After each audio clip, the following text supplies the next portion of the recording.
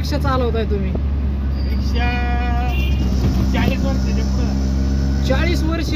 पुण्यातच 40 वर्ष राहायला होतो कोथरूडला. अरे बापरे. मग कामाला होतो मी. हा. ते पगार कमी होता, आपलं काम करून रिक्षा करायचं. अच्छा. आणि तेल कोण मटेरियल घेऊन येतं रिक्षात भोसरीहून आपल्या याच्यावर कोथरूडवरून. हा. ते आमच्या कंपनीचं मटेरियल असायचं. हा हा हा. डायरेक्ट लाईनवर मटेरियल टाकायचं. अरे वा. आता मग वय काय आहे तुमचं? माझं 64 आहे आता. 64. बापरे, 64व्या वर्षी एवढं? 22-62 हा 22-62. पहिलं आम्ही यायचं इकडे लय नाटोगोटो होतं रस्त्याला. हा हा. मारुंजी गाव हो का?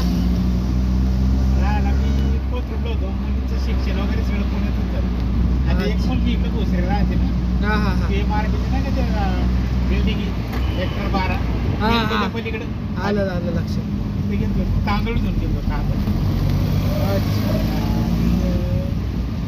मुलगी ना ते मग बऱ्याच लोकांनी तांदूळ घेतलं ना.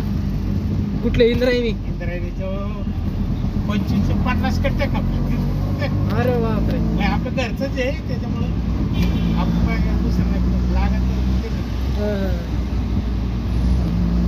त्यांनी ते लोक राहिलाय ना हा. त्यांनी